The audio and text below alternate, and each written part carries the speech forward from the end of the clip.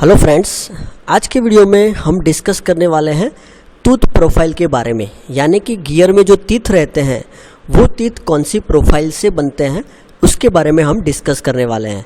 तो उसमें जो सबसे पहली जो है वो है इन्वॉल्यूट टीथ। ओके, अब इन्वॉल्यूट वर्ड आपने सुना होगा, ठीक है। और दूसरा जो है वो है साइक्लोइडल टीथ, और साइक्लोइड वर्ड भी आपने सुना होगा इंजीनियरिंग ग्राफिक्स में, ठीक है। तो सबसे पहले इन्वॉल्यूट टीथ के बारे में जानते हैं। तो इन्वॉल्यूट टीथ किसे बोलेंगे, व्हाट इज इन्वॉल्यूट?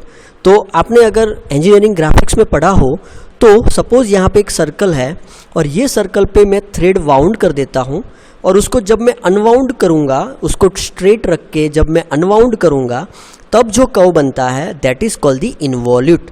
अब ये जो कर्व है, ये कर्व का यूज़ हमने गियर को बनाने के लिए यूज़ किया है, गियर प्रोफाइल के लिए यूज़ किया है, ठीक है। सो आप यहाँ पे देख सकते हो ये जो कर्व बन रहा है सी से डी तक या तो ई से एफ तक, ठीक है।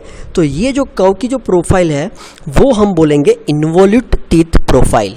ओके, अब यहाँ पे इन्वॉल्यूट टीथ प्रोफाइल जो है उसका मतलब एडवांटेज क्या क्या है। तो सबसे पहला क्या है, the variation in centre distance does not affect the velocity ratio. यानी कि सेंटर डिस्टेंस यानी कि O3 एंड O2, ठीक है। तो अगर ये चेंज होता है, ठीक है, so it's doesn't affect the velocity ratio. उसका जो वेलोसिटी रेशियो होगा वो अफेक्ट नहीं होगा even though we change the centre distance. दूसरा जो है pressure angle remain constant throughout the engagement. मतलब कि यहाँ पे प्रेशर एंगल जो है phi, it is called the angle between common normal and common tangent. अगर आप बुक में देखोगे फिगर तो आपको कॉमन नॉर्मल और कॉमन टेंजेंट का पता चल जाएगा। उसका जो एंगल है वो होगा pressure angle. So the pressure angle remain constant throughout the engagement which is for the smooth running. Because of this pressure angle constant engagement, जो उसका रनिंग होगा वो स्मूथ रहेगा। उसके बाद है straight teeth of basic rack for involute admit the simple tool. मतलब कि यहाँ पे इसको बनाने के लिए हमें सिंपल टूल चाहिए। तो सिंपल टूल होने की वजह से उसकी मैन्युफैक्चरिंग प्रोसेस जो है वो सिंपल होगी और उसकी कॉस्ट भी कम होगी। तो ये होगा इन्वॉल्यूट टीथ के बारे में। उसके बाद जो नेक्स्ट है वो है साइक्लोइडल टीथ। तो साइक्लोइड का मतलब क्या था कि एक स्ट्रेट लाइन होती थी और स्ट्रेट लाइन में, ठीक है, यहाँ पे एक स्ट्रेट लाइन होती थी और स्ट्रेट लाइन में जब सर्कल रोल होता था और सर्कल का जो सरकमफ्रेंस है उससे जो कर्व बनता था that is called the cycloid. और उसके बाद हमने दो और देखा था कि एपिसाइक्लोइड और हाइपोसाइक्लोइड क्या है। तो एपिसाइक्लोइड का मतलब है कि एक बड़ा सर्कल है और उसके ऊपर छोटा सर्कल रोल कर रहा है, और यहाँ पे जो सरकमफ्रेंस है वहाँ से जो कर्व जनरेट होगा that is called the epicycloidal curve. और अगर वो सर्कल जो नीचे है, बड़ा सर्कल है, उसके नीचे छोटा सर्कल है, और ये सर्कल को हम कंसीडर करें और ये जो कर्व बन रहा है that is called the hypocycloidal curve. और ये दोनों कर्व यानी कौन कौन से, एपिसाइक्लोइडल एंड हाइपोसाइक्लोइडल कर्व जो है, अगर उसे हम मिला के अगर कोई प्रोफाइल जनरेट करते हैं तो उसे बोलते हैं साइक्लोइडल टीथ। आप यहाँ पे देख सकते हो ये जो ऊपर का कर्व बन रहा है वो बन रहा है एपिसाइक्लोइडल और नीचे का जो है वो बन रहा है हाइपोसाइक्लोइड। तो बेसिकली आप यहाँ पे अगर देखोगे और अगर इन्वॉल्यूट टूथ प्रोफाइल देखोगे तो यहाँ पे आपको चेंज मिलेगा, ठीक है। इन्वॉल्यूट और साइक्लोइडल टूथ प्रोफाइल में ये चेंज है। अब देखते हैं साइक्लोइडल टूथ प्रोफाइल जो है, ठीक है, उसका एडवांटेज एंड डिसएडवांटेज क्या है। तो एडवांटेज जो है वो है cycloidal gear do not have interference.